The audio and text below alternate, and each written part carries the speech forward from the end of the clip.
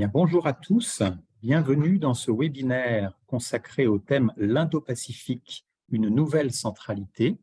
Un webinaire qui est associé à la sortie du dernier numéro de la revue internationale et stratégique, le numéro 129, dont le titre est Les défis de l'Indo-Pacifique, avec un dossier coordonné par Marianne Perrandoise, qui est invitée aujourd'hui, Éric Mottet et moi-même, et qui est consacré donc à cet enjeu désormais très clairement identifié comme essentiel pour les grandes puissances autant que les acteurs de la région, cette fameuse nouvelle grammaire, je dirais, des relations internationales que l'on appelle l'Indo-Pacifique. Alors, l'Indo-Pacifique nous interpelle sur plusieurs points. D'abord, la question de la rivalité des grandes puissances, en particulier les États-Unis et la Chine. Cela nous interpelle également quant aux enjeux à la fois sécuritaires, économiques, environnementaux, humains aussi, que l'on va retrouver dans cet immense espace. Il nous interpelle aussi dans les différences de perception quant aux priorités à accorder à cette région. On constate par exemple que parmi les puissances occidentales, les contours à la fois géographiques et en termes d'investissement de l'Indo-Pacifique vont être très différents les uns des autres.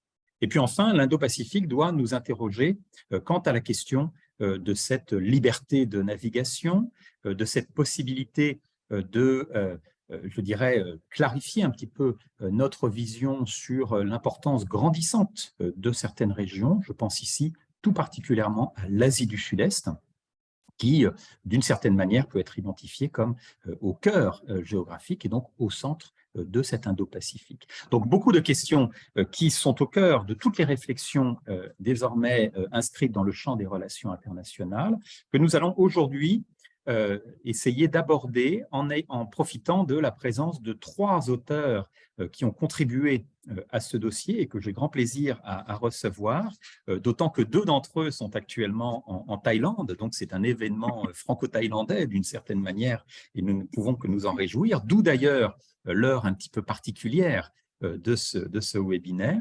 Alors, la première de nos intervenants sera Oussani Haïm Siranoun. Vous êtes, Oussani, professeur associé à la faculté de droit de l'université de Chiang Mai en Thaïlande et vous exprimez, d'une part, je tiens à le signaler, dans un français parfait, donc merci beaucoup. Et puis, vous exprimez également depuis Chiang Mai, où il est beaucoup plus tard qu'à Paris, mais surtout où il fait beaucoup plus chaud en ce jour très pluvieux sur la France. Vous avez publié, j'y reviendrai, un article avec une de vos collègues, Ploikeo Porananond, qui est également attaché à la faculté de droit de l'université de Chiang Mai. Et vous serez tout à l'heure notre première intervenante sur précisément la question des perceptions et des réceptions dans l'ASEAN de cette notion qui est l'Indo-Pacifique. Notre deuxième intervenant, lui aussi en direct de Thaïlande, de Bangkok cette fois, est Gabriel Fakal. Vous êtes, Gabriel, anthropologue et surtout directeur adjoint de l'IRASEC. Je rappelle, pour ceux qui nous écoutent, que l'IRASEC est l'Institut de relations, de recherche, pardon, Institut de recherche sur l'Asie du Sud-Est contemporaine. C'est un UMIF, hein, c'est un institut français qui est basé à Bangkok et qui publie notamment cet ouvrage majeur, indispensable pour ceux qui souhaitent comprendre cette région. Et d'ailleurs, le dernier exemplaire est sorti il y a seulement quelques semaines. Vous l'avez co-dirigé avec Jérôme Samuel. C'est l'Asie du Sud-Est 2023, bilan, enjeux et perspectives. C'est ce fameux ouvrage annuel de l'IRASEC auquel vous contribuez chaque année. Notre dernière intervenante, bien connue de nos réseaux de l'IRIS, c'est Marianne Perrandoise. Marianne est avec nous à l'IRIS depuis maintenant 1 an et demi à peu près, si je ne me trompe, chère Marianne. Vous êtes, on va garder le mouvement de vigueur, vous êtes Marianne, chercheuse associée à l'IRIS, mais surtout directrice de l'Observatoire géopolitique de l'Indo-Pacifique, en plus d'avoir donc co-coordonné ce dossier qui est au cœur de notre présentation aujourd'hui. Et vous serez donc la troisième intervenante. Alors, je précise que nous allons avoir des interventions qui s'étaleront entre 10 et 15 minutes hein, pour chacun d'entre vous. Et cette présentation, ces présentations seront suivis de questions et de réponses. Donc, je vous invite les uns et les autres qui nous écoutez à poser dès que possible des questions dans le petit onglet qui est en bas de votre page, hein, le Q&R, donc questions et réponses. Et donc, n'hésitez pas à poser toutes les questions que je relayerai moi-même directement à nos intervenants après donc leur présentation. Vous pouvez le faire dès le début de ces différentes présentations. Je tiens à signaler également que vous avez dans la discussion que vous pouvez également ouvrir en bas de la page, le lien vers les pages Kern des articles de nos intervenants. Et donc, pour celles et ceux qui souhaitent tout simplement prolonger leur connaissance sur ce sujet, vous pouvez directement avoir accès à ces articles, peut-être après la conférence plutôt que pendant, mais voilà, c'est un moyen aussi de faire la promotion de ces travaux de grande qualité.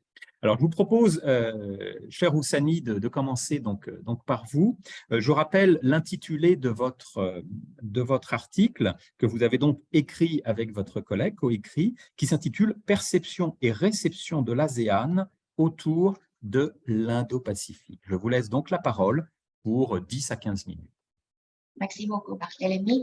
Je me permets de partager mon écran pour vous suivre plus facilement, peut-être avec mon français. Est-ce que vous voyez l'écran? Est-ce que c'est bon? Bien. OK, d'accord. Ma collègue et moi, nous avons eu le plaisir de contribuer au dossier sur l'Indo-Pacifique organisé par la Revue internationale stratégique. Et je suis très heureuse et honorée de pouvoir participer aujourd'hui à cet événement. Merci beaucoup pour l'invitation. L'ASEAN, je pense que vous le savez, est un groupement des 10 États qui a été créé en 1967, au début par 5 États membres dans le but d'assurer la stabilité et la paix régionale. Et ensuite, l'ASEAN a été rejoint par les 50 États membres et l'ASEAN a diversifié ses domaines de coopération. Et après la crise financière asiatique, en 1997, en 1998, l'ASEAN a décidé de maintenant construire ce qu'on appelle une communauté de l'ASEAN, qui est composée de 3 piliers, l'économie, sécurité politique et socio-culturelle. Et sur le plan des relations internationales, l'ASEAN a gagné la crédibilité au niveau international avec le management de crise cambodgien, quand le Vietnam a envahi le Cambodge. Et ensuite, l'ASEAN a engagé les grandes puissances à travers le dialogue multilatéral et a gagné par là ce qu'on appelle une centralité au sein de la région. Et avec le concept de l'Indo-Pacifique, on témoigne un certain changement, déplacement du centre de gravité de la géopolitique et de l'économie mondiale avec la montée en puissance de la Chine et la rivalité croissance de la Chine et les États-Unis. Et sur ce point-là, l'ASEAN est appelée en quelque sorte à montrer sa vision, sa position sur l'Indo-Pacifique. Et l'ASEAN l'a fait en 2019, je suis désolée, avec l'adoption d'un document intitulé ASEAN Outlook on the Indo-Pacific. Je vais appeler après Outlook. Nous pensons que c'est une démarche encore relativement prudente pour ne pas déplaire la Chine en essayant de contribuer à un nouvel élan. Et l'ASEAN souhaite mettre l'Indo-Pacifique au service des projets de construction de la communauté de l'ASEAN, notamment sur le plan des connectivités, et avec l'accent sur les coopérations en matière maritime, avec les règlements pacifiques de différentes. Et bien entendu, quand on n'est pas une puissance militaire, on a l'intérêt à promouvoir le respect du droit international et des normes régionales comme un cadre d'action des grandes puissances. Deuxièmement, l'ASEAN essaie de promouvoir la centralité de l'ASEAN en prônant que les coopérations au sein de l'Indo-Pacifique se font à travers les mécanismes menés par l'ASEAN, notamment le Forum régional de l'ASEAN, le sommet de l'Asie de l'Est ou encore la réunion des ministres de la défense de l'ASEAN+. Et troisièmement, l'ASEAN souhaite promouvoir un Indo-Pacifique non aligné, prônant une architecture régionale inclusive, et cela est conforme à la stratégie de l'ASEAN de régionalisme ouvert et la stratégie d'enchevêtrement, qui consiste à faire en sorte que le plus grand nombre possible de puissances restent compétitivement engagées dans la région pour contrebalancer l'influence des Sud et centres.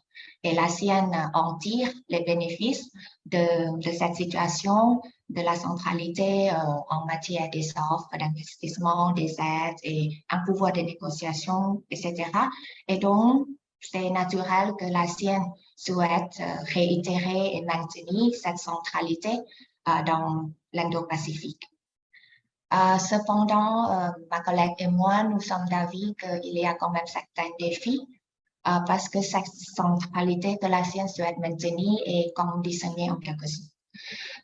Pour maintenir son rôle d'intermédiaire impartial, cela nécessite une neutralité de l'ASEAN, ce qui implique l'unité de ses États membres, dans le sens où il faut qu'ils arrivent à arranger leurs désaccords pour arriver à une position commune suffisamment cohérente. Et on a vu que, par exemple, en 2012, le Cambodge s'est opposé à l'adoption de communiqués qui vont, s'il y a mention de l'action de la Chine. Et on voit que c'est un défi important parce que chacun a intérêt à défendre. Deuxièmement, nous pensons que pour maintenir la centralité de l'ASEAN, on a besoin d'un conflit, mais il faut que ce conflit ne s'intensifie pas au point de devenir un affrontement, dans le sens où les grandes puissances forcent l'ASEAN de choisir un camp, et dans cela, on ne peut plus maintenir notre neutralité et le rôle impartial. Et sur ce point, l'ASEAN peut s'inquiéter avec possible concurrence par les groupements comme le Quad ou l'AUKUS, et parce que les grandes puissances peuvent diminuer leur rôle, l'importance et aussi les ressources précédemment accordées à l'ASEAN. Et dernièrement, comme la capacité de l'ASEAN de maintenir la centralité est liée à sa capacité de gérer les divergences sous le format multilatéral. Et donc, il faut penser maintenant à la limite efficacité des mécanismes, par exemple de EAF ou IES, qui ne peuvent pas encore très opérationnels, de traduire les mots en action, par exemple. Et comme l'a dit l'ancien directeur général de l'ASEAN, Surin Pitsuwan, l'ASEAN est face à un impératif de ne pas se contenter d'une centralité de la forme, à savoir être au centre des arrangements institutionnels de la région, mais il faut trouver une voie, la façon de se développer pour aller vers une centralité substantielle dans le sens d'avoir plus d'influence pour déterminer ce qui est les priorités de la région ou contribuer plus à résoudre les conflits, par exemple. Et sur ce point-là, je vous remercie beaucoup pour votre attention et en taille, on dit khop khun kha. Et si vous avez des questions, vous pouvez me contacter à l'adresse mail. Oui, merci. Sani, merci pour cette présentation très claire et puis pour ce petit PowerPoint que vous avez partagé avec nous. Je tiens simplement à signaler deux choses qui m'ont interpellé dans votre présentation et sur lesquelles je pense que nous aurons l'occasion de revenir dans les échanges. D'abord, cette définition de la centralité qui va être elle-même sujette à diverses interprétations au sein de l'ASEAN. Donc, est-ce que c'est quelque chose de positif? Est-ce que c'est au contraire quelque chose dont il convient potentiellement de s'inquiéter? Est-ce que cette centralité ne peut pas conduire de fait à un risque d'affrontement? J'ai bien aimé personnellement cette différence que vous établissez entre le conflit, qui est sans doute nécessaire parce qu'il provoque cette centralité, et puis l'affrontement qui serait bien évidemment tout à fait catastrophique pour les sociétés de l'ASEAN.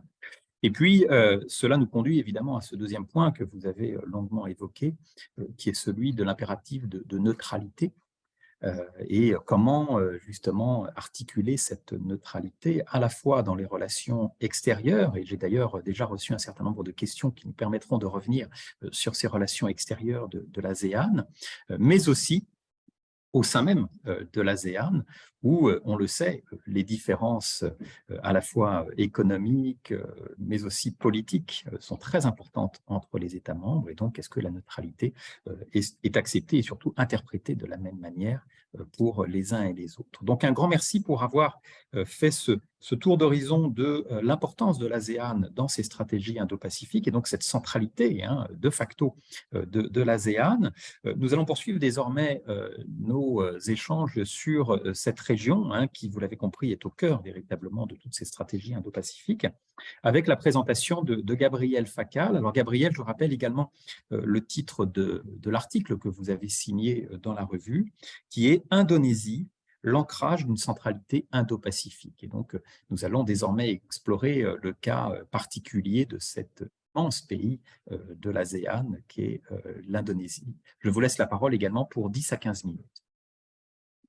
Je vous remercie. Bonjour à toutes et à tous. Donc, je vais faire une brève synthèse de cet article dans lequel je présente la centralité croissante de l'Indonésie dans cet ensemble indo-pacifique et plus particulièrement au sein de l'ASEAN. Le pays est à la croisée des océans Indien et Pacifique, donc il est très bien positionné géostratégiquement parlant. Il conjugue cette position avantageuse avec des caractères structurels massifs, tout d'abord en termes géographiques, puisqu'on a affaire au plus vaste archipel du monde, et aussi en termes démographiques, avec plus de 267 millions d'habitants. De surcroît, son économie est en croissance continue, avec une belle reprise depuis 2021 et plus particulièrement 2022. Le pays accumule également des mandats de représentation internationale, avec en 2022 la présidence du G20 et cette année, en 2023, la présidence de l'ASEAN. Et du fait de ces atouts, l'Indonésie suscite l'intérêt des grandes et moyennes puissances. Et pour les grandes puissances, elle suscite particulièrement l'intérêt de la Chine et des États-Unis. La Chine, avec laquelle les relations se sont resserrées dès 1990, est le premier partenaire commercial indonésien. Outre un accès à l'immense marché qui représente les 276 millions d'habitants dont je vous ai parlé, la Chine convoite l'accès à des ressources minières et énergétiques. Elle vise aussi la sécurisation des flux commerciaux maritimes via le détroit de Malacca. Il y a également un enjeu autour des télécommunications avec le passage de câbles sous-marins dans les eaux indonésiennes. Par ailleurs, je vous renvoie à l'ouvrage qu'a présenté tout à l'heure Monsieur de Courmont sur un chapitre qui porte sur ces câbles sous-marins et leur importance géopolitique en Asie du Sud-Est et plus particulièrement l'importance que représente l'archipel indonésien dans le cadre de ces câbles sous-marins qui sont utilisés pour les télécommunications et aussi pour les renseignements. Un autre intérêt pour Pékin est donc géostratégique. La Chine vise à se rapprocher de Jakarta afin d'augmenter son nombre d'alliés en Asie du Sud-Est dans un contexte d'intensification des querelles territoriales au sujet des îles Spratleys face au Vietnam et des îles Paracels face aux Philippines, lesquelles sont soutenues par ailleurs par les États-Unis.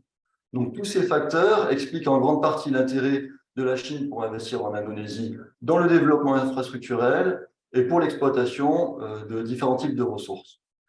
Quant aux États-Unis, ils misent sur des accords de sécurité dans la lignée de 75 ans de coopération en ce domaine, et malgré des périodes de crise importantes qui sont liées à leur ingérence dans les affaires politiques intérieures, via par exemple des programmes de déstabilisation politique, comme en 1965, ou le soutien à des campagnes d'invasion et d'occupation, comme au Timor dans les années 70, et un épisode d'embargo sur l'armement, toujours au Timor, entre 1999 et 2004. Les relations se sont toutefois réchauffées dans le domaine de la défense, surtout depuis 2019 avec l'investiture du ministre de la Défense Prabowo Subianto. Et les États-Unis saisiront certainement l'occasion qui leur sera donnée en novembre 2023 en tant que pays hôte du sommet de l'APEC pour renforcer un peu plus leur architecture de sécurité en Asie du Sud-Est, particulièrement en comptant sur le géant indonésien. Du côté de Jakarta, on peut souligner une surutilisation de la politique étrangère à des fins économiques et politiques domestiques et une certaine distance concernant les considérations géostratégiques plus larges. On note par exemple une interruption de la stratégie du Global Maritime Fulcrum, le GMF, à travers lequel l'Indonésie visait à se positionner comme pivot maritime mondial. C'était une stratégie qui avait été introduite par le président indonésien Joko Widodo au début de son premier mandat en novembre 2014. Cette stratégie visait pour l'Indonésie à construire un pouvoir naval régional permettant de protéger sa souveraineté territoriale et ses ressources marines. Le plan avait été appuyé en 2017 par la publication d'un document intitulé National Ocean Policy, qui réitérait la volonté de l'archipel de renforcer son rôle en Indo-Pacifique. Toutefois, différents facteurs intérieurs ont conduit le président Joko Widodo à replier sa stratégie sur les bilatéralismes économiques et commerciaux. D'une part, l'opinion publique en Indonésie est assez négative concernant les USA comme la Chine. Les échelles d'opinion positive sont assez faibles. D'autre part, le président a été rendu vulnérable dès 2016 face à des contestations intérieures très vives de sa politique au sein de l'opposition et au sein de la population également, et avec l'approche aussi de la fin de son mandat, donc qui s'est terminé en 2019, et il a été réélu depuis pour un nouveau mandat qui s'ouvre jusqu'à 2024. Un autre obstacle à la poursuite de ce Global Maritime Fulcrum, cette doctrine, concerne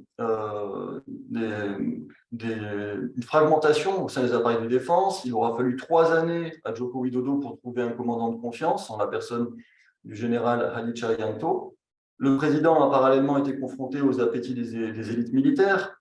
Il s'était forcé de contenter en opérant un remaniement organisationnel des corps de l'armée et en ménageant aux officiers plus de place dans les affaires civiles et politiques, et en déléguant une partie de la gestion des coalitions et des arrangements partisans à son lieutenant, Luhut Panjaitan, ancien chef des forces spéciales et actuel ministre coordinateur des affaires maritimes et de l'investissement. Ce recentrement est également le fruit d'une adaptation à des mouvements géopolitiques en Indo-Pacifique.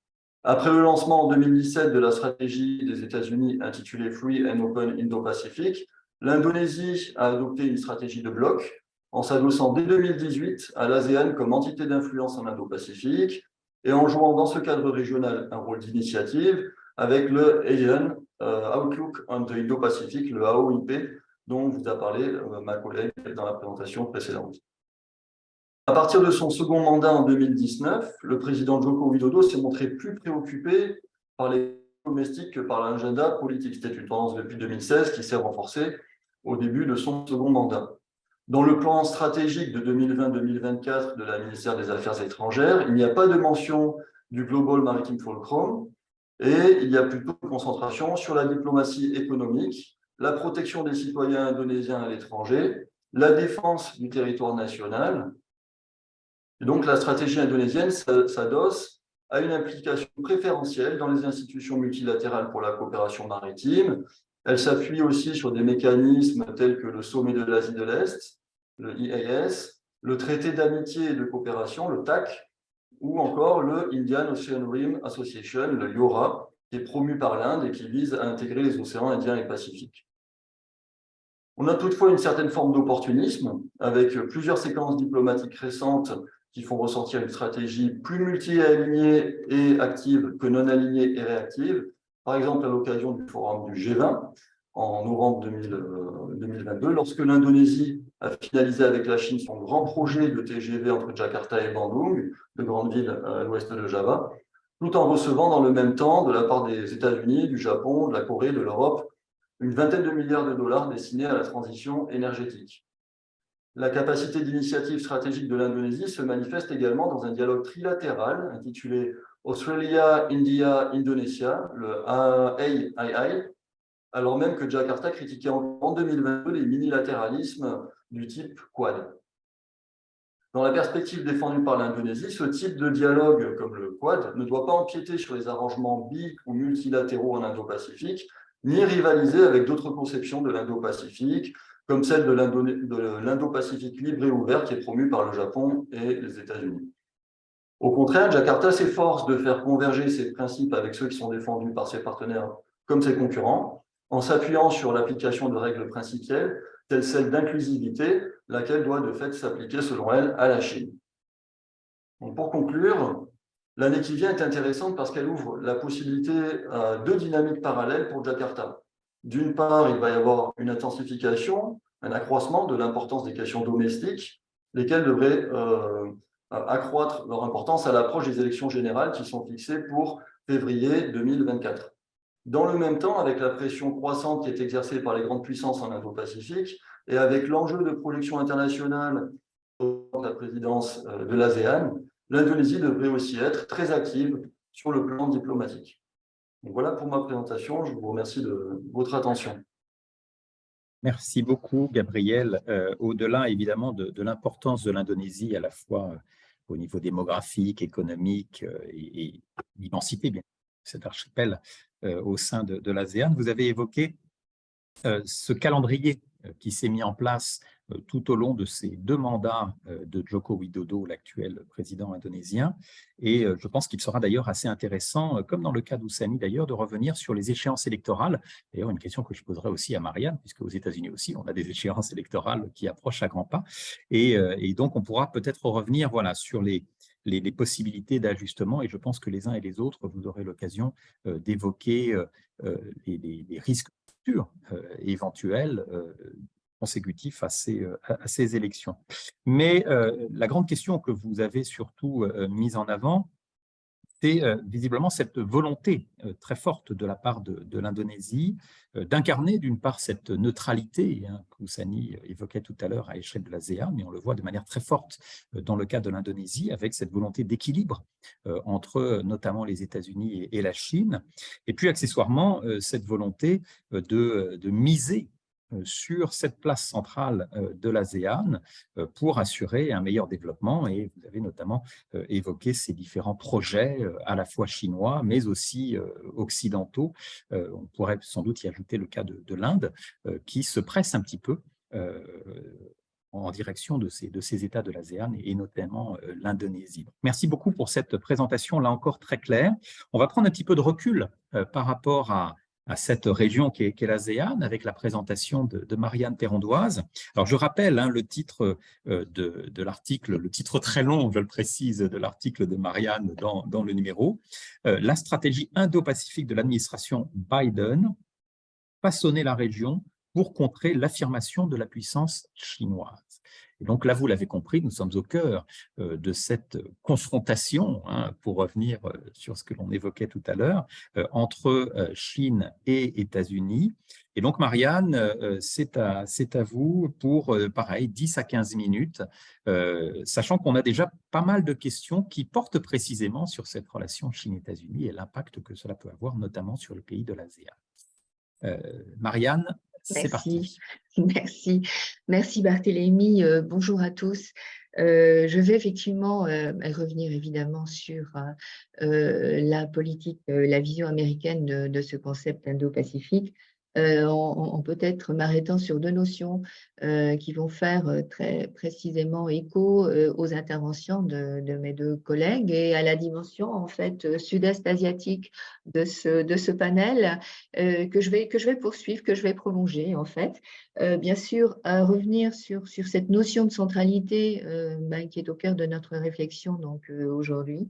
Et puis, la perception américaine d'un nouveau rapport de force qui est en train de s'instaurer en Asie, avec, c'est vrai, un souci, je dirais, de rechercher à revitaliser un certain nombre de partenariats, peut-être à créer de nouveaux formats de coopération plus restreints, et à regarder à la fois en Asie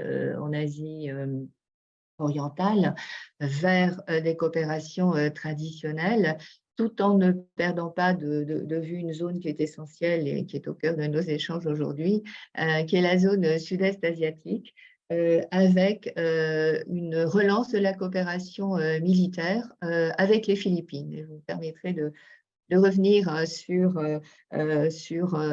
les Philippines dans la deuxième partie de ma présentation. En introduction, ou en tout cas pour appuyer cette notion étoffer cette notion de centralité du théâtre indo-pacifique, je voudrais ajouter que cette perception, ou en tout cas cet engagement américain, ne paraît pas être remis en cause par la nature quand même très, très forte de l'investissement militaire américain actuellement en Europe. J'imagine que c'est un certain nombre de questions qui se posent sur la durée, que la persistance ou la nature de l'investissement sur deux théâtres de crise à la fois très, très éloignés, mais où, au regard de ce jeu d'alliance qui est très important pour les États-Unis, eh bien, ceux-ci se tiennent prêts selon diverses modalités, transfert d'équipements militaires, en l'occurrence pour le théâtre européen, donc à rester actifs, suscitant cette interrogation récurrente sur cette capacité des États-Unis sur le long terme, sur la volonté politique, mais aussi sur les capacités, je dirais, politico-militaires, à rester mobilisés aux côtés des alliés, et dans quelle mesure d'ailleurs on ne peut pas parler d'un nouveau narratif qui s'est construit autour de ces deux théâtres finalement prioritaires, centraux, c'est-à-dire cette interrelation qui est mise en avant, ce parallélisme entre à la fois la nature de la crise actuelle en Europe, c'est-à-dire un rapport de force où l'on voit le recours à un coup de force, en l'occurrence le coup de force russe contre l'Ukraine, et le scénario d'une potentielle intervention, et cette fois-ci très précisément chinoise, dans le détroit de Taïwan.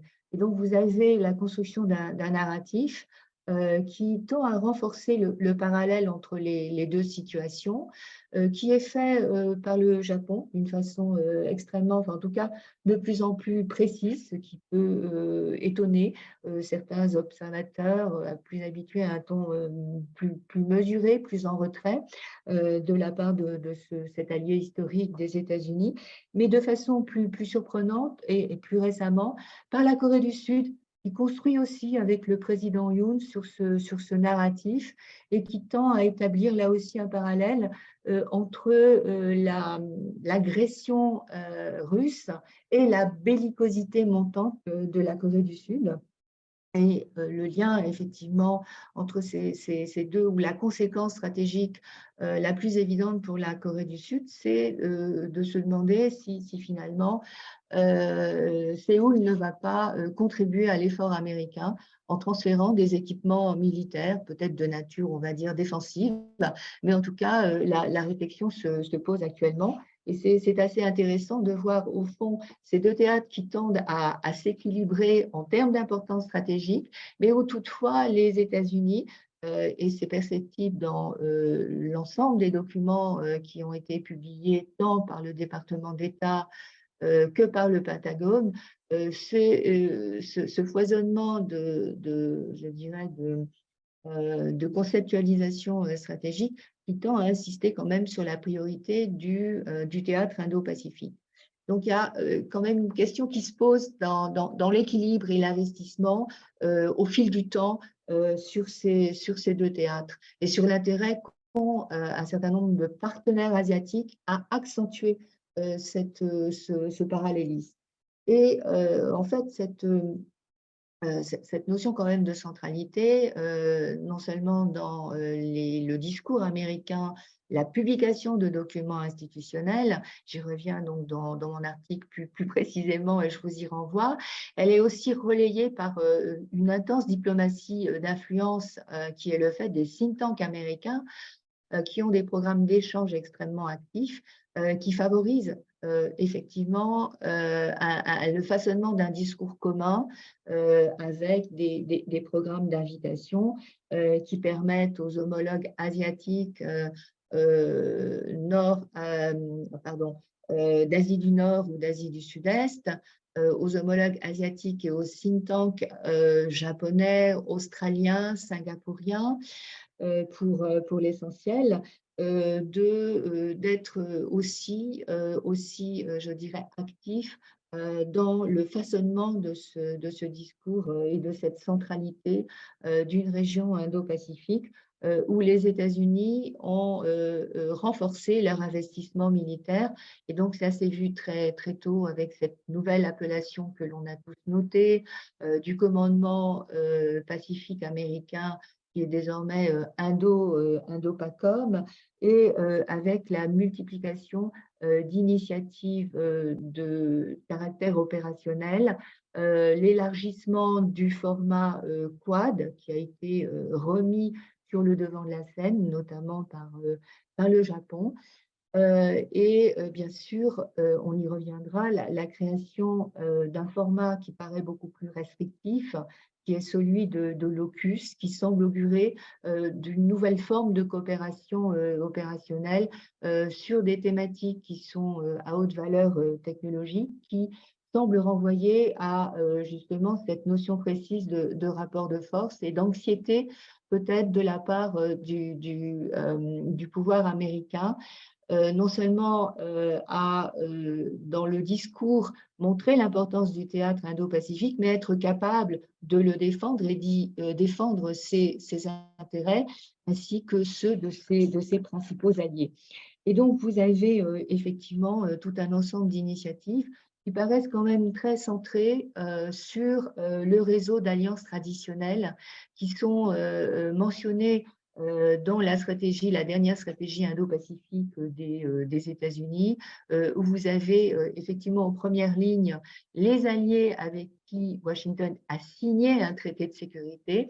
Et bien sûr, je mentionne pour mémoire le Japon, la Corée du Sud, la Thaïlande, l'Australie, et je reviens donc sur les Philippines, peut-être brièvement, pour ne pas trop déborder de mon temps de parole, parce que ce qui est intéressant dans les Philippines, c'est cette volonté de se tenir à équidistance entre une relation qui est très compliquée avec la Chine, très compliquée à gérer au jour le jour pour les forces de défense philippines, mais aussi dans la poursuite ou dans la revitalisation d'une coopération militaire avec les États-Unis, qui avait semblé être mise entre parenthèses sous la présidence Duterte, qui a peut-être donné l'impression de vouloir jouer la carte chinoise, qui a été fait sans grand succès, alors que le président Ferdinand Marcos, tout en paraissant diplomatiquement être à mi-distance, rendre visite à Pékin, se déplacer, aller effectivement aussi à Washington, eh bien, a quand même voulu relancer d'une façon beaucoup plus active que son prédécesseur, une coopération militaire qui avait semblé être remise en question par Duterte, puisqu'on a assisté à beaucoup de voyages du chef du Pentagone, pardon, du secrétaire d'État à la Défense, général Austin, suivi par la signature de nouveaux accords, ou en tout cas la réactivation d'un accord sur le statut des forces signé en 2014. Et on a beaucoup commenté la réactivation ou la possibilité pour les États-Unis d'avoir accès à un certain nombre de bases qui permettent aux équipements et aux forces américaines de se déployer au plus près d'un certain nombre de théâtres, être en surplomb de la mer de Chine méridionale, où Gabriel a rappelé les tensions autour de l'archipel des Spratleys et des Paracels, non seulement pour les Philippines, mais aussi peut-être pour le Vietnam, avec cette tendance à la militarisation de certains récifs récemment polarisés par la Chine, mais aussi autres théâtres de crise qui suscitent beaucoup d'interrogations, c'est bien sûr le détroit de Taïwan, et on a bien noté que la réactivation d'une présence militaire, même non permanente,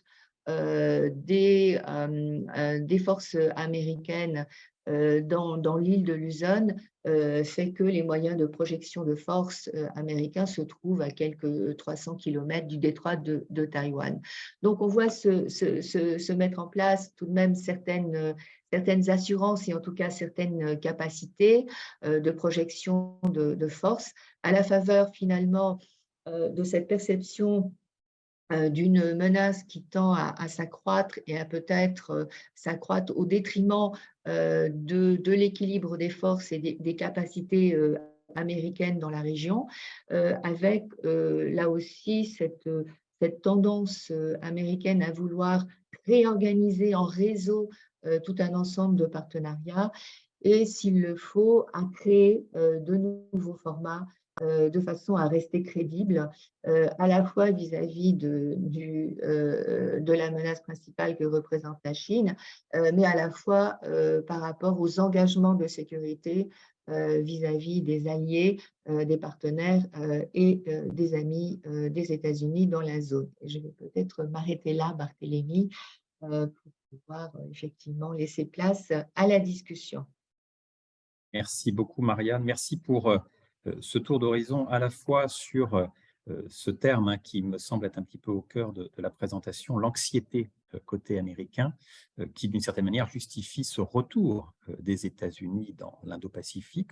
On se souvient de la stratégie du pivot de Barack Obama lancée à la fin des années 2000, et d'une certaine manière, on observe une forme de continuité un petit peu dans cette volonté de la part de Washington de se repositionner en s'appuyant sur un certain nombre de partenaires et alliés, et puis pourquoi pas en allant explorer d'autres partenariats dans la région. Et puis merci aussi et surtout d'avoir mis l'accent sur le cas des Philippines, qui non seulement nous ramène à cette question de la centralité de l'ASEAN et au positionnement changeant selon les différents États qui composent cette association, mais aussi et peut-être surtout à la première question que je souhaite vous poser à tous les trois, l'un après l'autre, en suivant l'ordre de vos présentations, qui vient précisément aborder ce volet de pérennité, je dirais, de ces réceptions et de ces perceptions de l'Indo-Pacifique, à la fois chez ceux qui en formulent des stratégies et chez ceux qui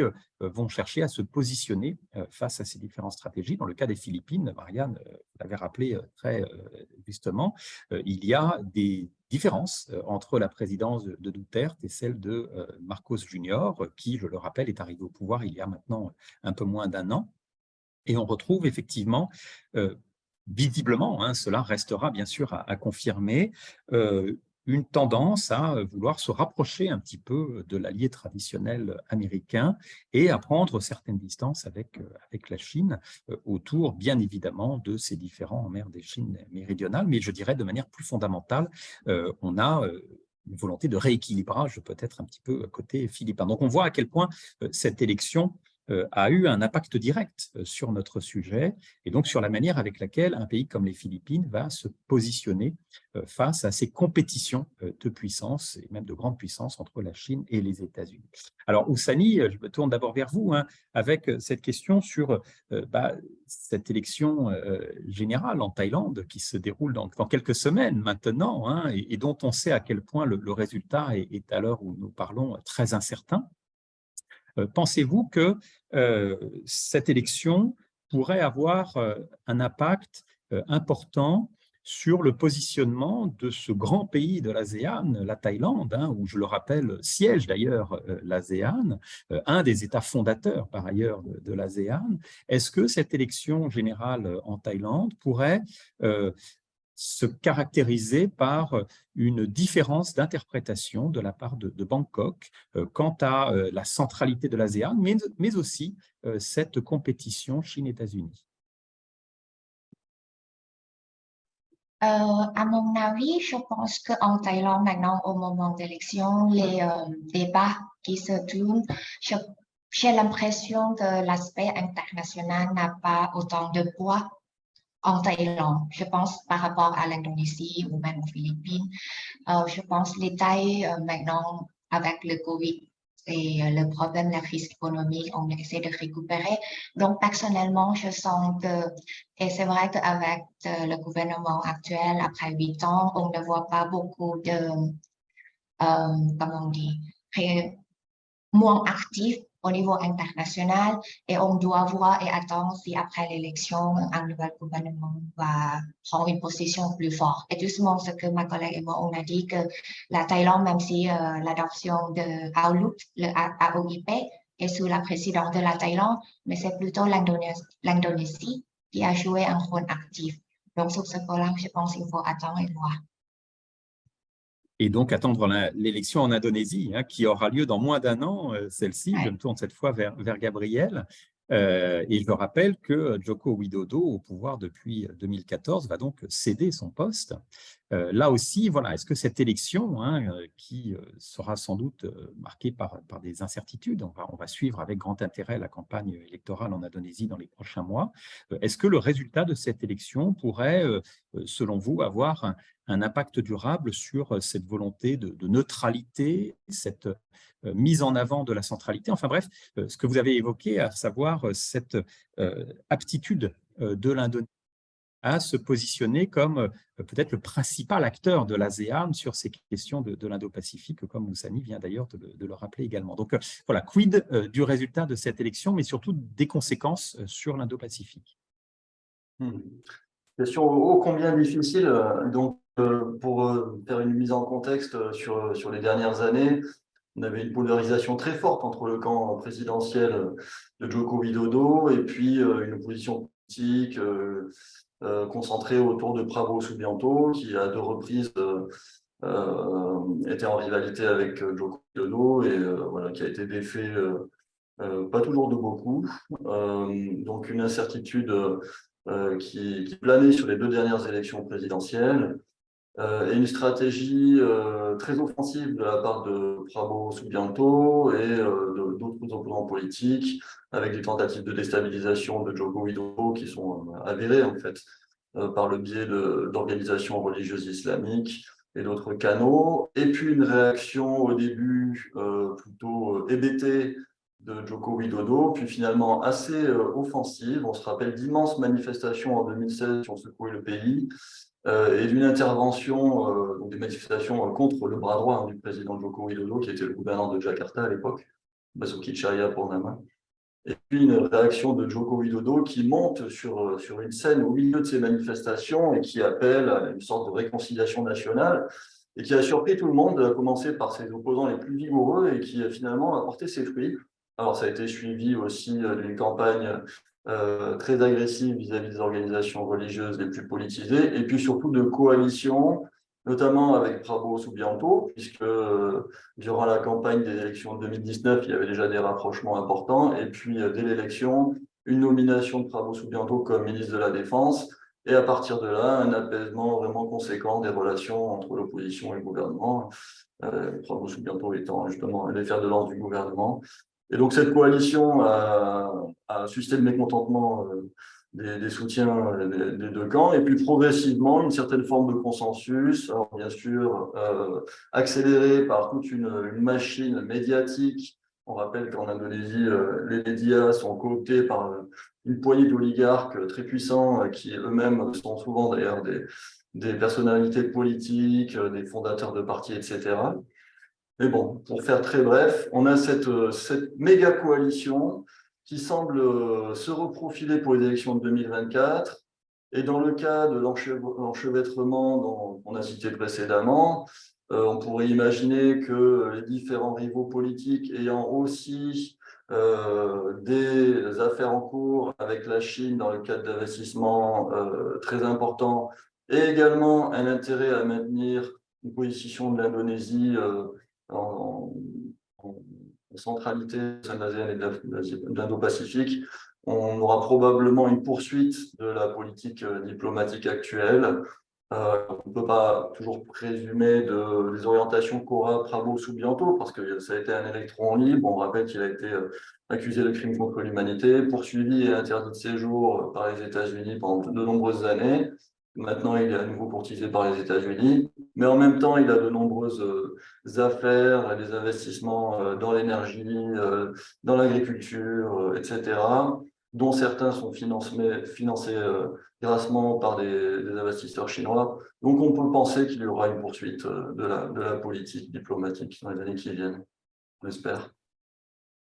Bien, merci beaucoup. On voit en vous écoutant tous les deux que les sujets de politique intérieure prennent le dessus, bien évidemment, dans ces échéances électorales, mais que malgré tout, les résultats se traduisent potentiellement par des ajustements assez profonds. Et le cas de Prabo, qui un passé assez particulier, disons-le, pourrait avoir une incidence sur peut-être l'image de l'Indonésie ou la représentation de l'Indonésie à la fois au niveau régional et international. Et tout cela est intéressant. Et ça nous ramène bien sûr à la formule du regretté Pierre Asner, hein, Think Local, Act Global, dans le cas des États-Unis, bien évidemment, mais que l'on retrouve aussi cette fois au niveau régional dans les exemples que vous mentionnez.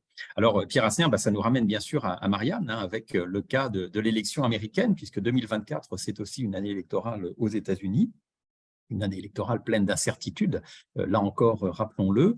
Chère Marianne, pensez-vous qu'il y aura potentiellement une différence d'appréciation? Ce qui est intéressant de l'Indo-Pacifique aux États-Unis, c'est qu'il a été, vous l'avez rappelé, introduit d'une certaine manière, ou en tout cas formulé sous l'administration Trump, et que l'administration Biden a certes apporté des modifications, mais malgré tout n'a pas cherché à remettre en cause tout simplement cette volonté d'affirmer une stratégie indo-pacifique. Est-ce qu'un éventuel futur président américain pourrait remettre en cause cet Indo-Pacifique, et si oui, de quelle manière? Alors oui, c'est une année électorale qui se dessine aux États-Unis, avec certainement des enjeux de politique intérieure qui vont être très importants. Mais pour ce qui nous concerne, je pense qu'il y a quand même un consensus partisan sur cette notion d'Indo-Pacifique, qu'effectivement l'administration Trump a accepté avec un certain enthousiasme.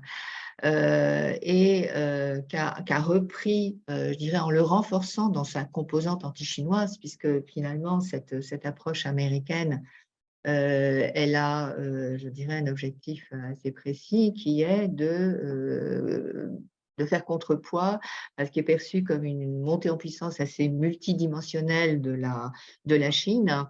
Et on a tous en tête la composante, je veux dire, économique que l'administration Trump a donnée à je dirais, cette perception d'un déséquilibre dans les relations entre les deux grandes puissances, avec peut-être cette surdétermination stratégique qui paraît prévaloir pour l'administration Biden, surdétermination stratégique qui se retrouve dans ce souci de rattrapage technologique, effectivement, et ce souci de rassembler des partenaires qui ont précisément des capacités essentielles. Et bien sûr, on pense à Taïwan et la prééminence de Taïwan en ce qui concerne les microprocesseurs. Et donc, je pense que cette dimension-là, elle est devenue extrêmement présente et elle ne sera pas remise en cause. En tout cas, elle ne paraît pas devoir l'être si on en juge par cet échange un peu parallèle. Je pense à la visite de Madame Pelosi, donc quand elle s'est déplacée à Taïwan et a été donc accueillie par la présidente Tsai, sachant que l'île va elle aussi faire face à des enjeux électoraux assez rapidement. Et donc en retour, quelque part, une forme de réciprocité lorsque la présidente Tsai s'est rendue en visite très récemment et a été accueillie par l'homologue républicain de Madame Pelosi. Donc, il y a quand même une forme de continuité avec le souci de bien marquer, je dirais, l'engagement apparemment américain avec toujours cette poursuite des transferts d'équipements et en termes, je dirais, politico-diplomatiques, le souci apparent d'élargir l'espace de Taïwan avec ses propositions de soutenir la candidature de Taipei au sein d'organisations internationales, je pense à l'Organisation mondiale de la santé. Et donc, on est, il me semble, dans le prolongement d'une vision de l'Indo-Pacifique qui est quand même très centrée, très focalisée sur la Chine et qu'il me semble devoir perdurer avec peut-être des inflexions, mais peut-être dans le sens d'un renforcement, tout simplement, car il semblerait qu'on se rapproche d'une éventuelle zone de crise autour du détroit de Taïwan, si j'en juge par des calculs stratégiques, avec un calendrier qui livre même quelques dates. J'ai entendu parler de 2027 et certainement mes collègues aussi. Faut-il y penser, en penser, je ne sais. Merci Marianne. Effectivement, c'est intéressant de mentionner le fait que la démocrate Nancy Pelosi, puis le républicain Kevin McCarthy, qui lui a succédé, ont tous les deux rencontré la présidente taïwanaise avec, on le sait, les gesticulations chinoises et les manœuvres militaires qui les ont accompagnés. Mais on voit bien, d'une certaine manière, que l'anxiété que vous avez évoquée tout à l'heure, côté américain, eh bien, elle est bipartisane, hein, elle est partagée par les républicains et les démocrates. Et donc, on peut se demander dans quelle mesure les États-Unis ne seraient pas, d'une certaine manière, le pays le plus prévisible dans ces stratégies indo-pacifiques, puisque les élections auraient peut-être moins d'impact que dans le cas d'autres pays. Vous avez mentionné tout à l'heure l'exemple de la Corée du Sud, où là, on voit bien que d'une présidence à l'autre, les positionnements sont très différents, voire parfois totalement opposés entre les dirigeants. Et puis, le cas de Taïwan, on peut aussi en parler très rapidement, puisqu'il y a aussi une échéance électorale qui approche à grands pas en janvier prochain, et la présidente Tsai Ing-wen devra céder sa place suite à la fin de ce second mandat. Pour l'instant, un seul candidat est officiellement déclaré, c'est le vice-président actuel de Taïwan, William Lai, qui s'inscrit donc dans la continuité de la présidence actuelle, mais on ne connaît pas encore le nom de son futur adversaire principal, le candidat du Kuomintang, et donc là aussi beaucoup d'incertitudes quant à la relation interdétroit, et on sait à quel point cette relation entre Taipei et Pékin s'inscrit aussi au cœur non seulement du positionnement américain dans la région, mais de manière plus large de ces stratégies indo-pacifiques et de l'articulation autour de cette compétition entre Pékin et Washington. Alors, merci à tous les trois. J'ai une question qui concerne peut-être davantage Oussani et Gabriel, qui concerne l'intensité des relations entre l'ASEAN et l'Inde. C'est vrai que l'Inde a été assez peu abordée dans le cadre de nos présentations ici, mais est-ce que vous pouvez nous en dire un petit peu plus sur l'état actuel de la relation entre l'ASEAN et l'Inde? Peut-être Oussani d'abord, Gabriel ensuite, ou comme vous le souhaitez. Je pense que par rapport à la Chine, le rôle de l'Inde dans l'ASEAN n'est pas aussi visible. Mais si on regarde vite fait, l'Inde fait partie de partenaires dialogue de l'ASEAN et fait partie de tous les mécanismes que j'ai mentionnés tout à l'heure, que ce soit ASEAN Regional Forum, East Asia Summit. Et donc, il y a un potentiel maintenant avec l'Inde comme le marché et la population culturellement, tout. Donc, je souhaite que l'Inde engage un peu plus avec l'ASEAN aussi. Je pense que ce sera très bien de contrebalancer le poids de la Chine. Parce que maintenant, en matière économique, c'est plutôt la Chine qui a une emprise plus importante. Donc, ce sera bien si l'Inde prend un rôle plus actif. Oui, vers l'Est. Gabriel? Non, pour ma part, je n'ai pas une connaissance très approfondie de l'Inde et il y a peu de publications sur les relations Indonésie-Inde, hormis le fait que les partenariats semblent s'accroître, notamment parce qu'au sortir du détroit de Makassar, il y a un volume important de navires marchands, commerciaux qui circulent. Et donc, pour sécuriser cette zone, il y a eu des accords récemment et puis il y a eu l'accord trilatéral dont je vous ai parlé précédemment qui concerne l'Inde, l'Australie et l'Indonésie. Mais je n'ai pas plus d'informations à vous fournir, malheureusement. Et effectivement, il semblerait que, comme le disait Oussani, si l'Inde a une volonté affirmée de vouloir jouer un rôle plus important dans l'ASEAN, et peut-être que la présence aussi de l'Inde dans le Quad contribue à cette volonté, on voit que la présence économique est beaucoup plus limitée que celle de la Chine. Et donc, il y a un travail très important qui doit être fourni côté indien pour tenter de rééquilibrer tout simplement et de rattraper potentiellement la Chine dans cette région. Une question peut-être cette fois davantage pour Marianne, mais bien évidemment, Oussani et Gabriel, vous êtes libres d'y apporter des éléments de réponse. Pour revenir sur justement cette position de la Chine, alors je cite la question, quelle est la position de la Chine par rapport aux enjeux de l'Indo-Pacifique? Et complément de question, est-ce que certaines postures de la diplomatie chinoise sont influencées par le développement des enjeux de l'Indo-Pacifique? Oui, alors c'est évidemment très, très important de s'interroger sur la réception chinoise de ce concept d'Indo-Pacifique. Sans surprise sur le fait que la Chine perçoit évidemment ce concept comme dirigé contre elle, dirigé contre ses intérêts, et le voit comme une tentative de contrôle sur sa politique d'expansion, en fait, qu'elle se manifeste dans les dimensions, je dirais, politiques, diplomatiques, économiques, mais bien sûr aussi militaires. Et donc, elle le perçoit, je dirais, à différents degrés, puisqu'elle a pu observer avec un certain agacement la formalisation du Quad. Et même si certains partenaires, on vient de parler de l'Inde, y ont peut-être une posture ambiguë pour justement éviter d'adhérer à une forme de coalition qui, par définition, par construction, serait anti-chinoise.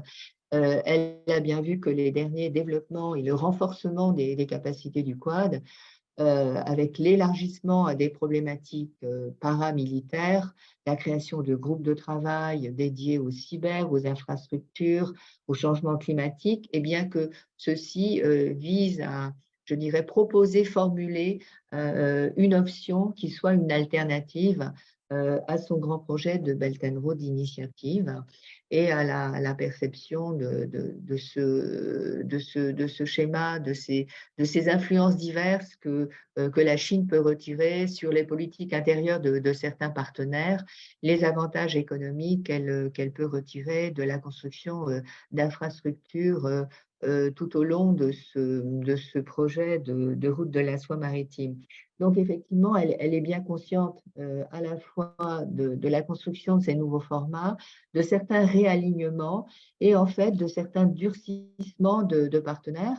Barthélémy, vous avez mentionné la Corée du Sud. Eh ben, on a assisté effectivement à la prise en compte du concept d'Indo-Pacifique par le nouveau gouvernement d'orientation quand même très, très conservatrice arrivé aux affaires à Séoul, ce qui en fait met directement Séoul dans une position peut-être moins confortable vis-à-vis de ce grand voisin chinois que visiblement le précédent gouvernement avait à cœur de vouloir ménager au regard je dirais, d'une proximité culturelle, diplomatique et historique, et bien sûr au regard de certains avantages, certaines capacités d'influence, supposées ou réelles d'ailleurs, de la Chine vis-à-vis de la Corée du Nord.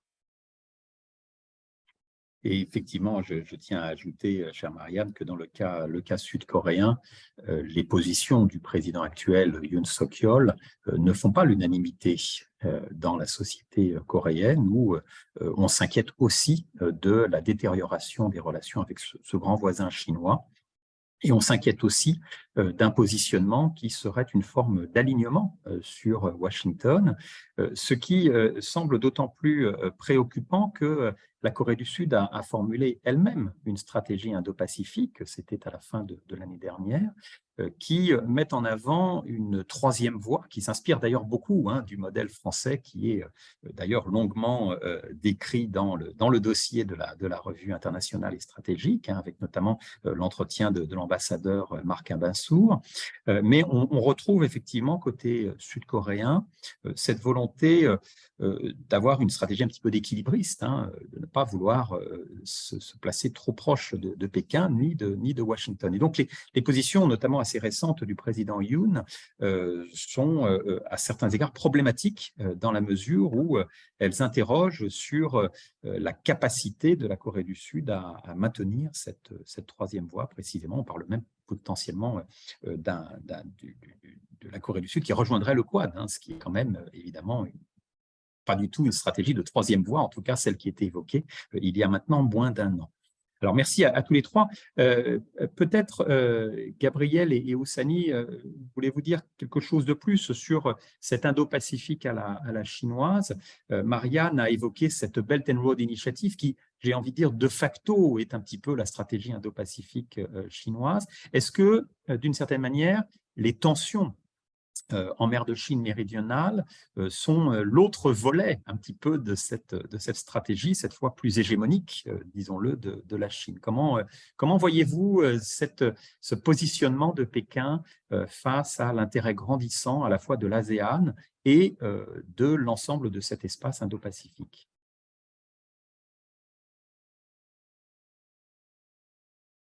Moi, je suis d'accord avec Marianne que c'est nécessairement si c'est la Chine, je vois que ça, c'est toutes les actions dirigées contre moi.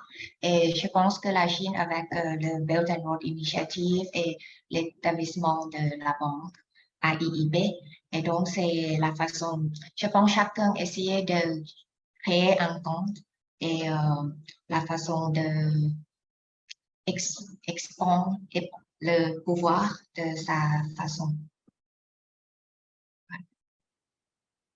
Gabriel, vous voulez ajouter quelque chose ou vous êtes sur la Oui, même oui, ligne? tout d'abord, le fait que pour la Chine, ça peut sembler évident, mais les relations très fortes avec l'Indonésie ne sont pas seulement destinées à accroître l'influence de la Chine en Indo-Pacifique, mais elles sont aussi conditionnées par des besoins importants en ressources minières et énergétiques. Et donc, on ne peut pas analyser la relation bilatérale uniquement au prisme des intérêts d'influence dans la région. Et que d'autre part, ces besoins de ressources vont aussi, d'une certaine façon, conditionner les tensions qu'ont pu avoir la Chine et l'Indonésie. On voit qu'elles se sont plus ou moins estompées, même si elles restent persistantes, parce que ça reste un levier diplomatique et de négociation entre les deux pays. Donc ces tensions, elles s'expriment notamment au sud de la mer de Chine méridionale, autour des îles Natuna, qui ont été renommées, donc la portion de cette mer a été renommée par l'Indonésie mer de Natuna du Nord. C'était d'ailleurs été appuyé par les États-Unis de façon un petit peu provocatrice. Et puis, que puis-je vous dire de plus? Oui, ben, on verra de toute façon à l'occasion du sommet de l'APEC, puisqu'il y aura également la Chine et les États-Unis. On verra comment l'Indonésie jouera sa carte de recherche d'équilibre et le fait qu'elle va essayer de se rendre indispensable dans le bras de fer entre les deux puissances. C'est intéressant. Sommet de la PEC, où, rappelons-le, Taïwan est également présent. C'est la seule plateforme sur laquelle Taïwan est autorisé, si on peut dire les choses ainsi, à participer aux discussions. Donc, effectivement, prochain sommet de la PEC qui s'avère sans doute essentiel pour mettre à plat un petit peu l'ensemble de ces différends. J'ai reçu plusieurs questions sur la situation actuelle au Myanmar ou en Birmanie, avec donc cette junte militaire au pouvoir depuis février 2021, depuis 2 ans maintenant. Et peut-être, Oussani, vous qui êtes voisine de la Birmanie, mais également Gabriel qui suivait les enjeux politiques et sécuritaires dans cet espace sud-est asiatique.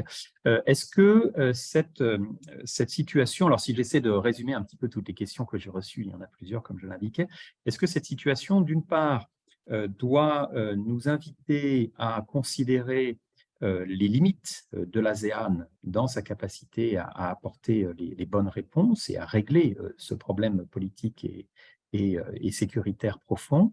Et puis d'autre part, et ça c'est peut-être une question sur laquelle Marianne pourra également intervenir, est-ce que la situation actuelle au Myanmar ne cristallise pas les tensions entre les puissances occidentales, au premier rang desquelles les États-Unis, et de l'autre côté, la Chine, voire la Chine et l'Inde, puisqu'on sait que ces deux pays refusent, par exemple, de sanctionner la junte birmane. Donc voilà, quid de la Birmanie actuelle, à la fois dans les limites de l'ASEAN et puis dans ce rapport de force à plus grande échelle. Oussani, peut-être, pour commencer. Je pense que l'exemple de la Birmanie montre bien la limite de l'ASEAN à l'instant, la façon de gérer, parce que l'ASEAN est établie avec le principe de non-ingérence des affaires intérieures. Au départ, c'est justifié parce qu'il y a les conflits territoriaux entre les États membres et s'il n'y a pas ce principe, c'est très difficile de commencer à coopérer.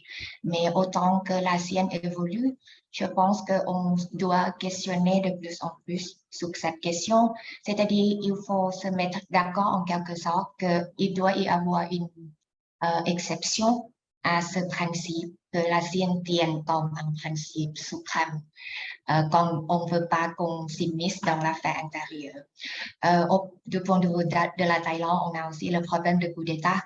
Et donc, on ne peut pas trop critiquer. Je pense qu'on est dans une position difficile. Il y a la pression de l'extérieur de faire quelque chose. Et en même temps, on a aussi ce problème. Il y a beaucoup de débats. Est-ce qu'il faut qu'on accepte la Birmanie ou aussi le Cambodge, le Laos, etc.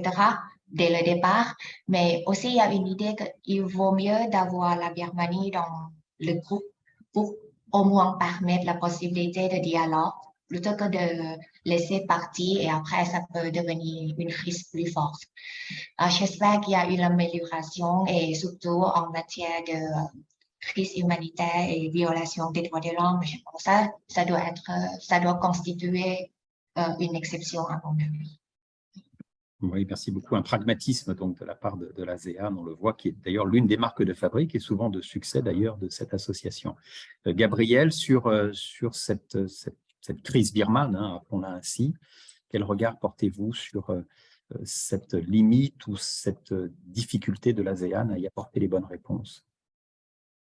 Bon, concernant l'ASEAN, je pense que ça lui donne déjà pas mal d'éléments. Quant à l'Indonésie, c'est un des pays qui s'est montré le plus volontaire pour essayer de faire avancer les choses dans le sens de la démocratie et l'atténuation des atteintes aux droits humains.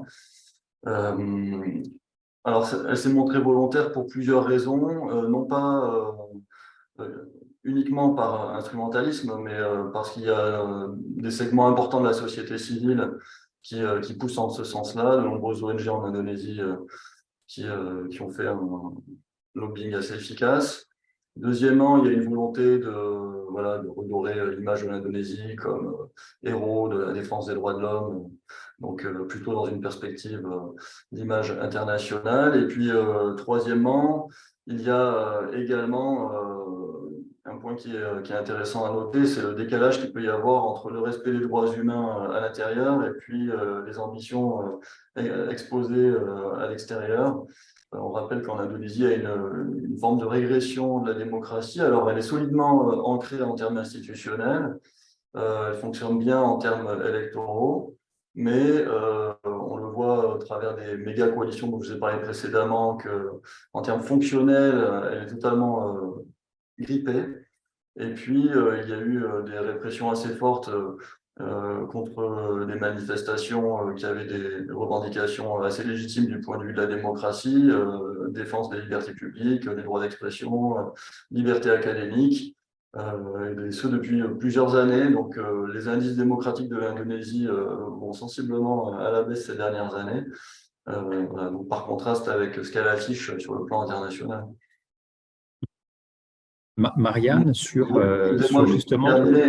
Pardon, je n'ai pas précisé que l'Indonésie étant présidente de l'ASEAN pour 2023, il y a de forts espoirs pour le MUG, le gouvernement en exil, et aussi pour la population civile birmane. Bon, on verra ce que l'Indonésie est capable de faire, mais en tout cas, c'est au moins un point positif cette année. La présidence tournante, effectivement, de l'ASEAN, vous avez raison de le mentionner. Marianne, sur la Birmanie comme lieu d'affrontement un petit peu de cette nouvelle bipolarité, on va l'appeler ainsi, entre guillemets. Oui, en fait, je pense que les réactions des uns et des autres reflètent le degré d'adhésion à un concept d'Indo-Pacifique où l'ensemble des pays qui s'y réfèrent entendent quand même privilégier leurs intérêts, on va dire, propres, leurs intérêts nationaux. Donc, quelquefois, je dirais, cette orientation très anti-chinoise de l'Indo-Pacifique dans sa lecture américaine n'est pas totalement endossée par un certain nombre de partenaires. L'Inde est assez emblématique de cette situation et on voit très bien qu'à la faveur de relations très privilégiées, que l'Inde ne souhaite pas remettre en cause avec la Birmanie. Il y a ce souci, en tout cas cette distance, ce refus d'appliquer des sanctions. La Birmanie est un voisin extrêmement important pour l'Inde.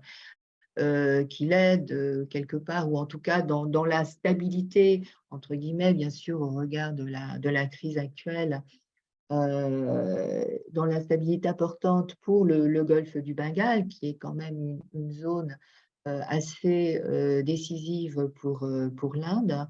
Et donc, on voit effectivement, selon des intérêts qui leur sont propres, et c'est quelque part, paradoxalement, le même positionnement de la Chine, qui n'entend pas, je dirais, rentrer dans un jeu qu'elle estime très occidental vis-à-vis de la Birmanie, sur la base d'un discours sur, évidemment, les droits de l'homme qu'elle ne partage pas, mais au regard, effectivement, de ses intérêts de bon voisinage avec la Birmanie.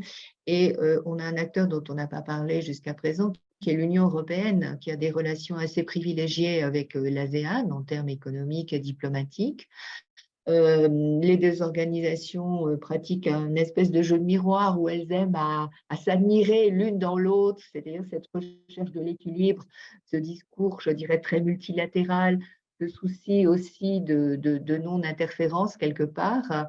Mais il y a là, du côté de l'Union européenne, une petite gêne sur la question birmane. L'Union européenne a quand même voté des sanctions, aimerait que certaines de ces demandes, notamment la libération de Mme Aung San Suu Kyi, la libération des principaux leaders du parti de la Ligue démocratique, soient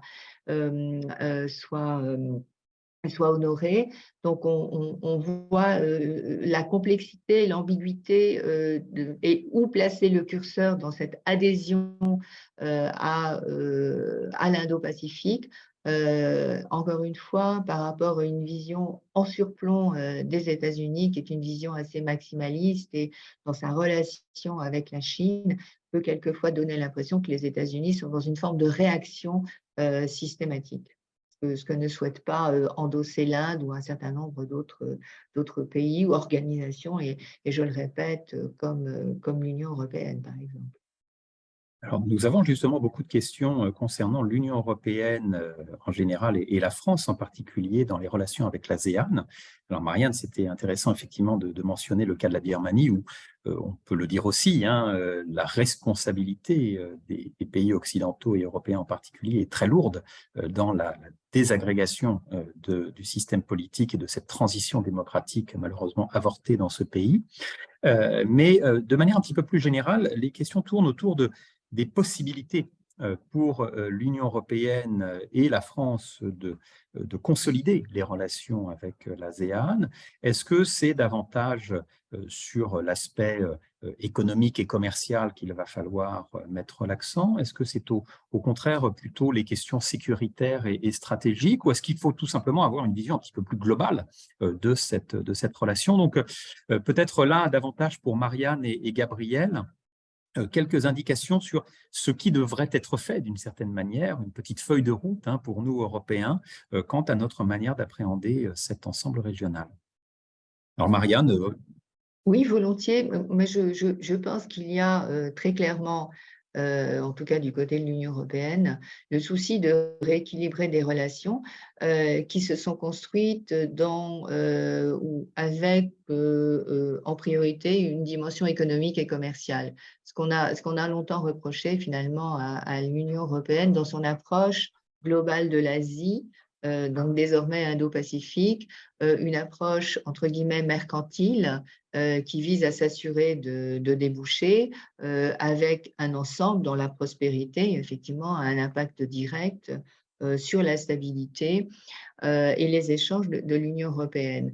Donc, cette dimension, elle s'est quand même renforcée puisqu'il y a eu le partenariat stratégique qui a été signé, qui renforce les échanges, mais qui vise aussi à intégrer une dimension peut-être plus liées à la coopération de défense et à la volonté de mettre en accord finalement cette priorité qui est dévolue à l'ASEAN dans les écrits, les déclarations et notamment la stratégie pour la coopération de l'Union européenne. Donc cette centralité stratégique, hein, qui est rappelée par d'ailleurs tous les acteurs. On a l'impression que c'est un point de passage sémantique un peu obligé de toutes les déclarations indo-pacifiques, reconnaître cette centralité de l'ASEAN qui, de toute façon, réellement a mis en place une architecture globale pour régir les relations et inviter ses partenaires à participer à la gestion de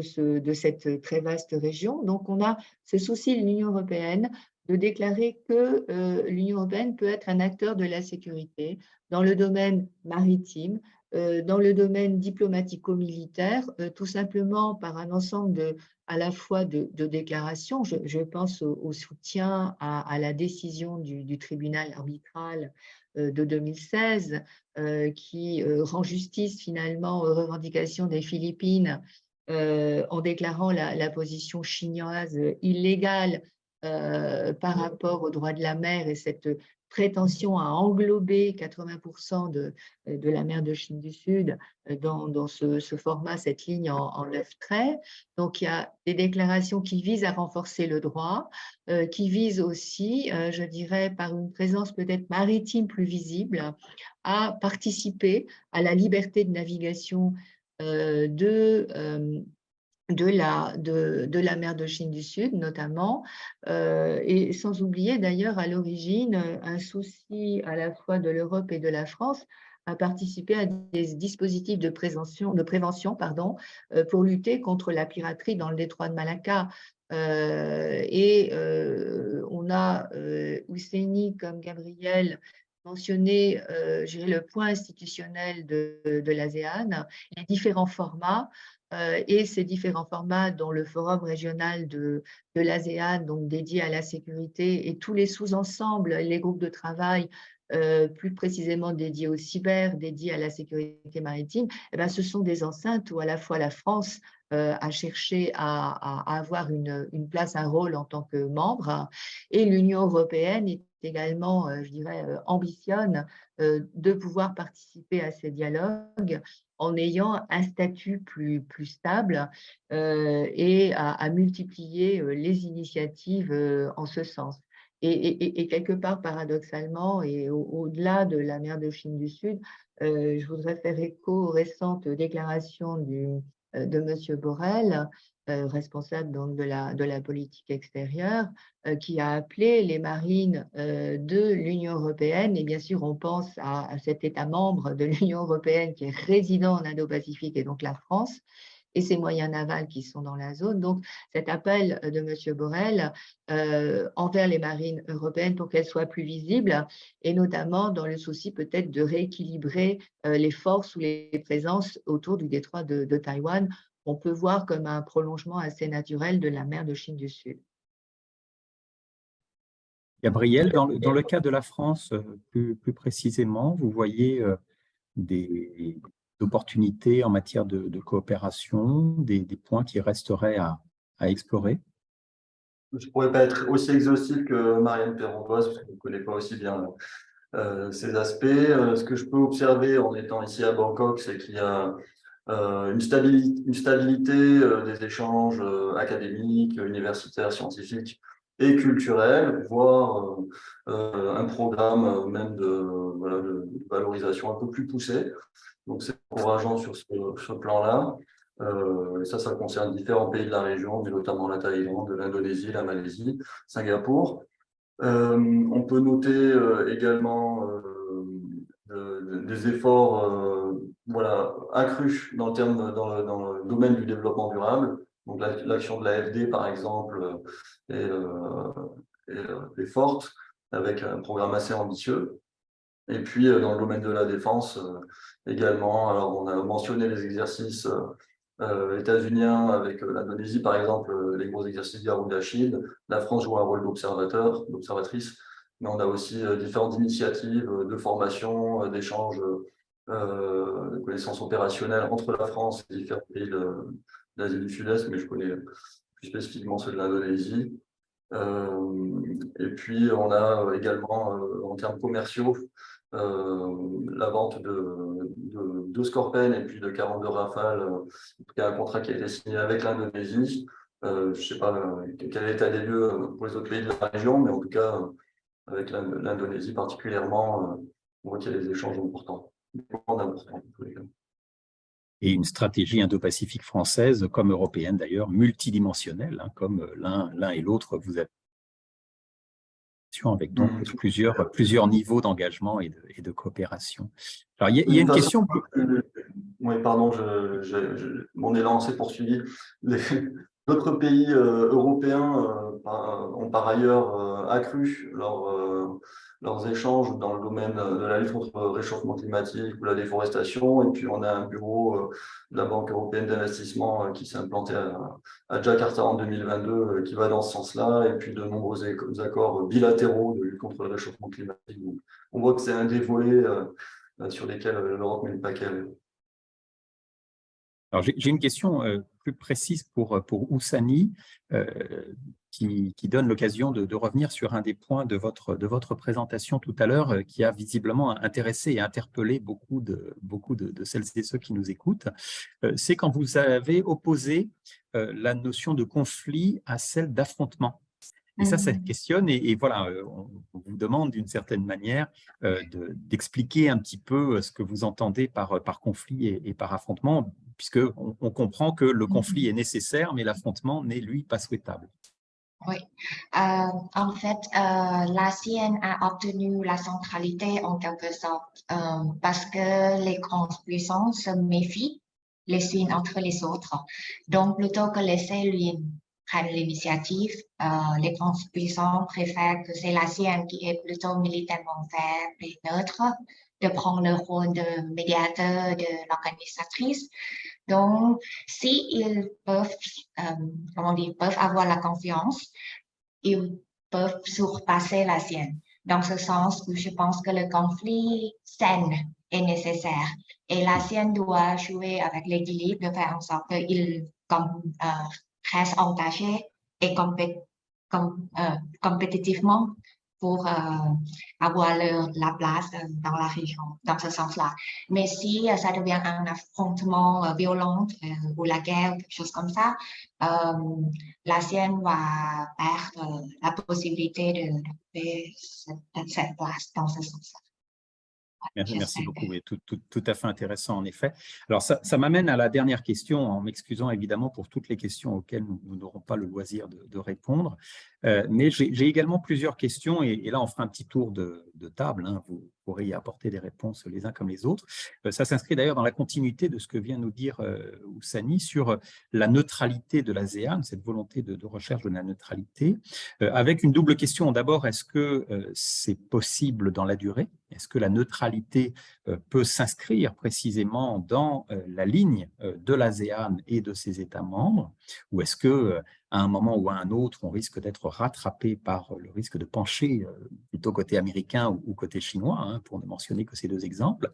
Et puis la deuxième question, c'est est-ce que si cette neutralité s'affirme au sein de l'ASEAN, elle pourrait devenir une forme d'exemple pour d'autres régions et pour d'autres acteurs des relations internationales? Une question un petit peu d'ouverture, hein, sur ce précédent ASEAN ou cet exemple de l'ASEAN pour le monde.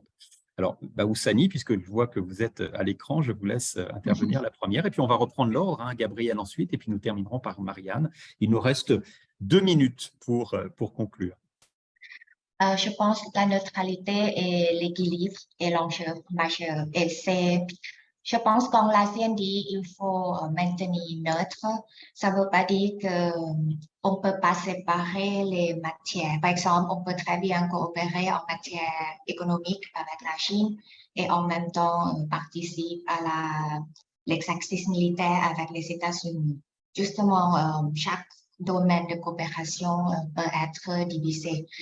L'enjeu est parce que tous les États cherchent d'abord à protéger leurs intérêts nationaux, ce qui est normal.